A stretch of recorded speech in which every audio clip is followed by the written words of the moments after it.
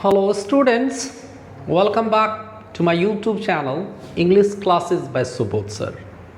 Dear students, आज के इस क्लास में मैं आपको बिहार बोर्ड के class 12th literature book rainbow part 2 का 5th पोएम एन एपिटाफ पढ़ाने जा रहा हूँ। डियर स्टूडेंट्स, ये जो एन एपिटाफ पोएम है ये आपका लिटरेचर सेक्शन के पोइट्री सेक्शन का ये पोएम है।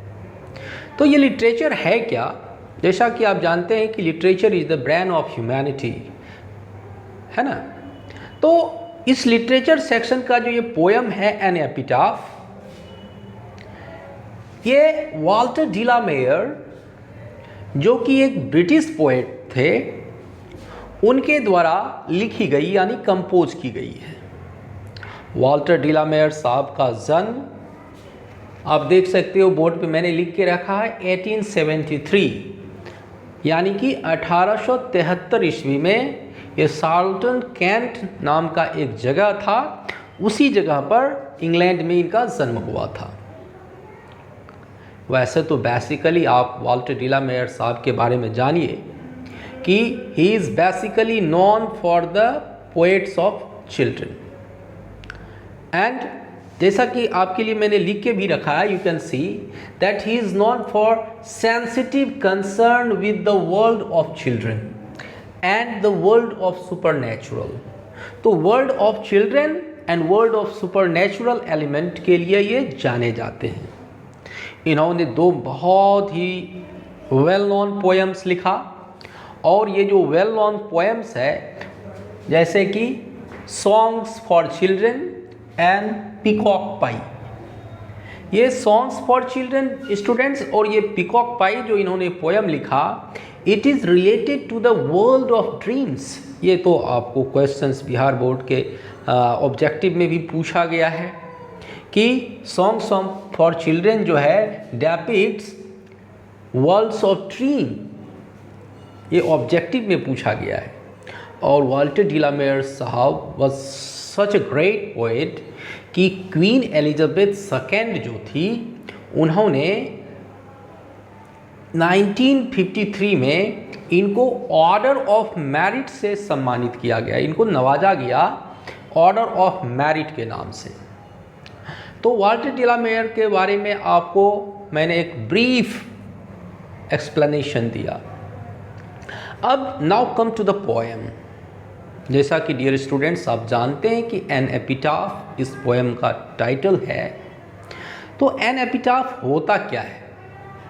सबसे पहले इनको हमको जानना होगा कि एपिटाफ क्या होता है। तो एपिटाफ एक ऐसा शब्द है डियर स्टूडेंट्स जिसको अगर आप हिंदी में कहें तो यह एक स्मृति लेख होता है। अब आप बोलिएगा सर ये स्मृति लेख क्या है? तो suppose if someone dies specially in Christianity और इन मुस्लिमिज्म, अगर कोई क्रिश्चियन धर्म में या मुस्लिम धर्म में जब डेथ हो जाता है किसी व्यक्ति का, तो उनके कब्र में जो उनको दफनाया जाता है तो कब्र के ऊपर एक सीमेंटेड चबूतरे टाइप का स्ट्रक्चर बना दिया जाता है और उस चबूतरे के ऊपर या उस स्ट्रक्चर के ऊपर कुछ इंस्क्राइब्ड करके खुदाई करके उनका नाम शोहरत वगैरह वगैरह वो उनके कब्र के ऊपर उस चबूतरे पर लिख दिया जाता है। तो वो जो उनके कब्र के ऊपर खुदाई करके उनके बारे में लिख दिया जाता है, उसी इंस्क्रिप्शन को, उसी खुदाई किए गए शब्दों को हम एपिटाफ कहते हैं, ताकि कोई भी व्यक्ति जब उसके कब्र के पास जाए तो वो ईजिली पहचान सके कि this grave belongs to so and so. तो ये एपिटाफ यानी कि after the death of someone when we prepare और make a structure and if we write something on that structure in an inscribed way, that word is called epitaph। तो चूंकि epitaph किसी के death होने के बाद लिखा जाता है, उनके कब्र के ऊपर लिखा जाता है, तो निश्चित रूप से ये कविता किसी के डेथ के बारे में है, आफ्टर द डेथ है। तो जब कोई भी कवि, dear students, I am just telling you one of the best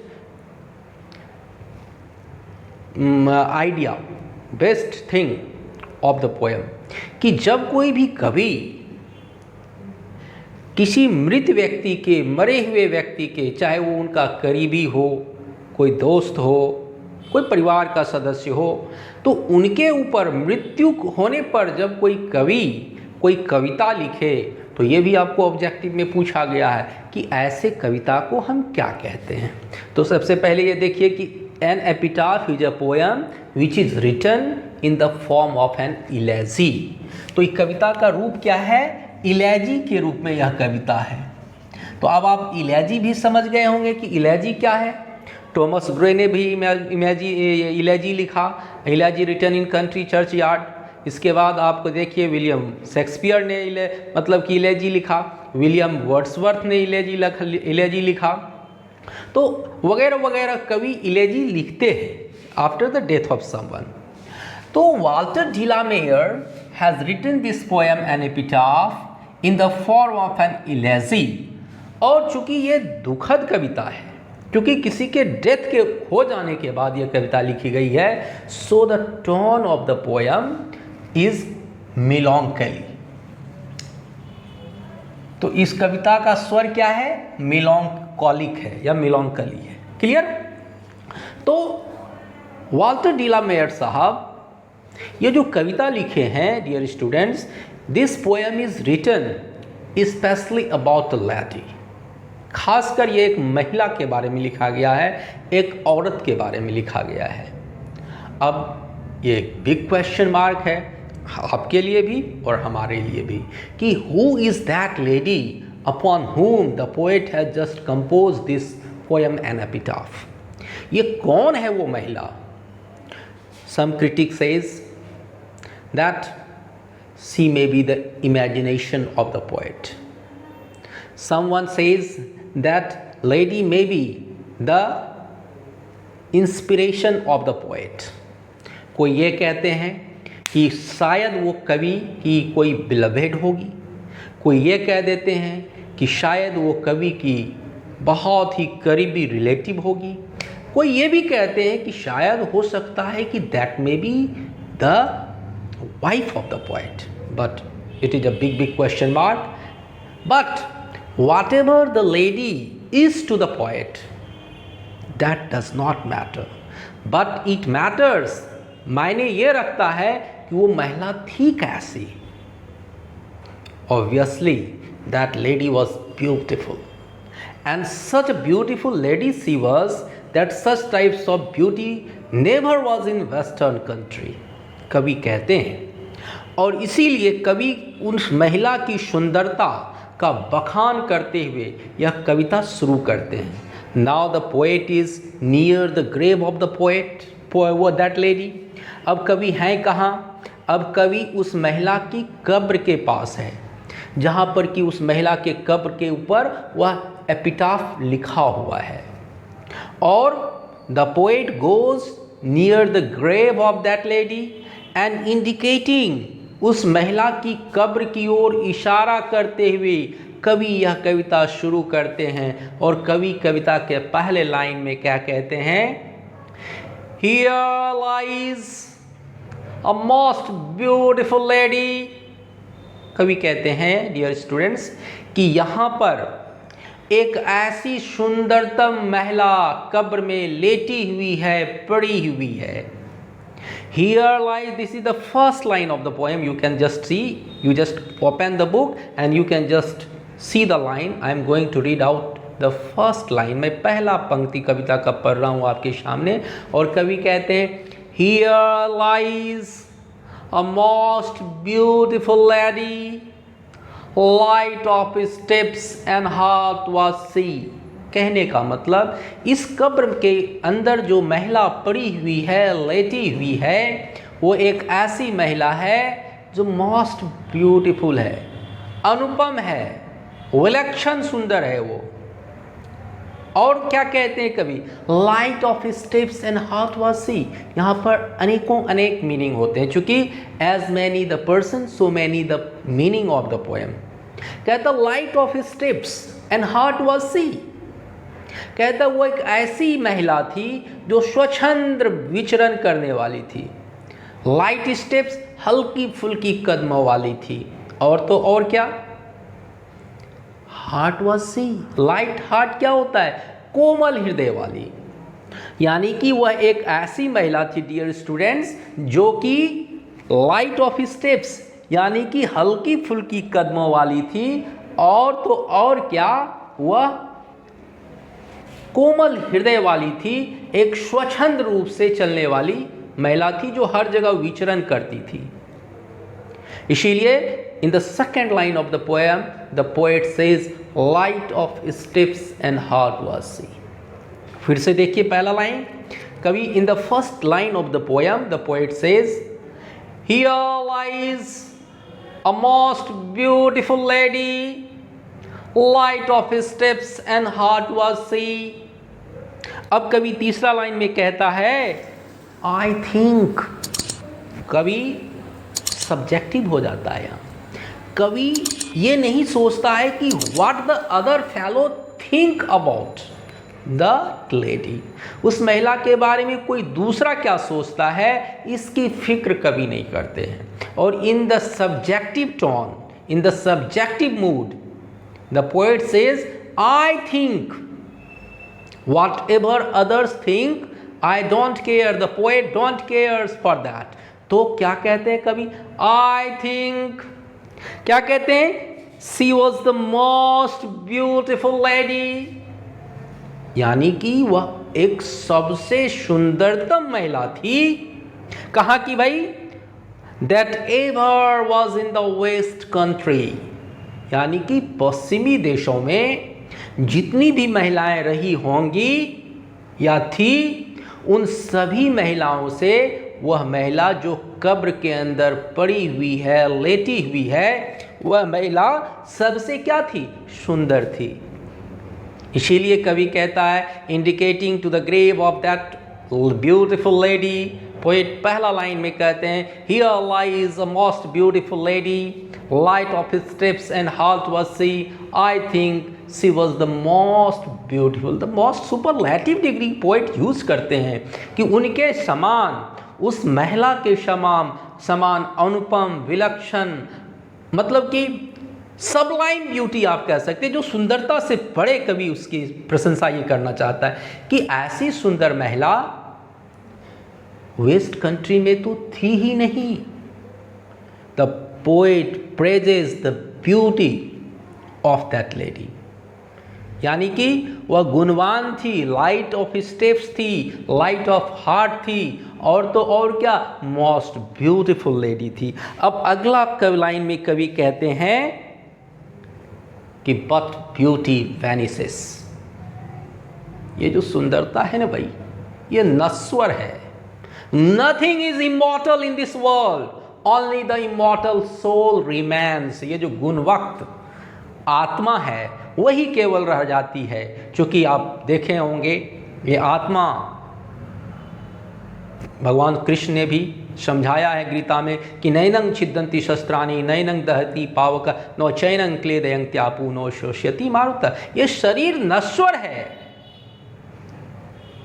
और ये शरीर, उस महिला जो सुंदरतम महिला थी, वह अब कब्र में पड़ी हुई है। कवि उस कब्र के पास जाकर इतनी बातें कह रहा है, और कह रहा है क्या, बट ब्यूटी वैनिशेस, ये जो सुंदरता है इसे एक दिन लुप्त हो जाना है। ब्यूटी पासेस, इसे इस दुनिया से, इस पार्थिव दुनिया से, from this, it has to pass away from this mundane world, इस पार्थिव दुनिया से इसे एक दिन क्या करना है, चले जाना है। और इसीलिए कवि क्या कहता है, but beauty vanishes, beauty passes, however rare rare it be. चाहे वो सुंदरता कितना ही अद्भुत क्यों ना हो, विलक्षण क्यों ना हो, अनुपम क्यों ना हो, यूनिक क्यों ना हो, सबसे बड़े क्यों ना हो, ये सुंदरता क्षणभंगुर है, ये एक समान किसी के पास नहीं रहता है, और हर ये समय इसको तो एक दिन दुनिया से गुजर जाना है। Everything has to pass away from this world, सबको चले जाना है इस दुनिया से। तो वो लेडी चली गई तो उसके साथ उनकी सुंदरता चली गई, कवि ये कहना चाहता है।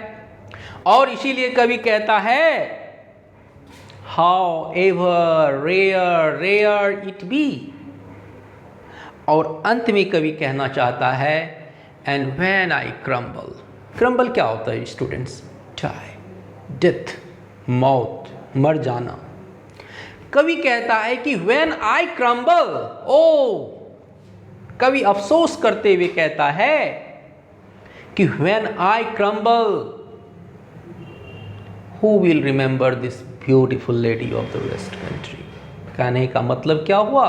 कवि कहता है कि मैं चला जाऊंगा, जब मेरी मौत हो जाएगी, जब मैं इस दुनिया से चला जाऊंगा, तो इस सुंदरतम महिला की सुंदरता को कौन याद करेगा? तो यहां पर कवि दो बातें कहना चाहता है। First thing that the poet wants to highlight here is that कि सुंदरता कोई भी हो उसे चले जाना है। रहता क्या है? एक गुणवक्त आत्मा ही इस दुनिया में रह जाती है। तो सुंदरता तो चली जाती है, तो फिर virtual soul that is immortal वही रह जाती है। और वह कवि उस वर्चुअल सोल को याद करता है और उसके साथ उसकी सुंदरता को भी याद करता है। एक तो ये मीनिंग। दूसरा meaning, what does the poet want to say, क्या कहना चाहता है कवि? इन अ मेलांकोलिक टोन कवि ये कहना चाहता है डियर स्टूडेंट्स कि ये तो मैं हूं, it is I who remember the beauty of this beautiful lady. ये तो मैं हूं जो इस महिला की सुंदरता को याद किया हुआ हूं, और मैं जब चला जाऊंगा हु विल रिमेंबर, कौन याद करेगा? तो कवि को अपने मौत का गम नहीं है। The poet does not fear about the death of himself, but what does he fear? He fears to remember who will remember, कौन याद करेगा उनसे। इसीलिए this last line of the poem shows the poet's intimacy with that beautiful lady। और इसीलिए ताकि उसके चले जाने के बाद भी, पोएट के मर जाने के बाद भी, जब कोई भी उस कब्र की ओर देखे तो वो जान सके उस एपिटाफ को पढ़कर कि this is so and so, this is the beautiful lady, this was the beautiful lady.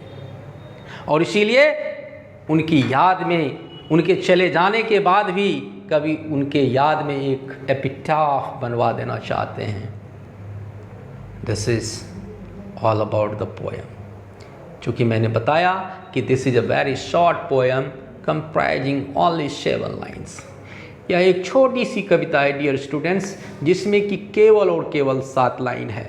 But ये 7 लाइन कविता की जो है, ये हमारे और आपके दिल में एक इम्प्रेशन छोड़ जाता है कि how much love does the poet have, कितना प्यार है उस कवि को उस महिला से, और मर जाने के बाद भी उसकी सुंदरता के, उसको गुण को वह भूलना नहीं चाहता है, और ये चाहता है कि उसके चले जाने के बाद भी उसकी सुंदरता को कोई याद करे, और जब कोई भी उसके एपिटाफ को पढ़े उसके कब्र के ऊपर, तो वह जान जाए कि इस कब्र के अंदर एक ऐसी महिला पड़ी हुई है जो अविलक्षण, अनुपम,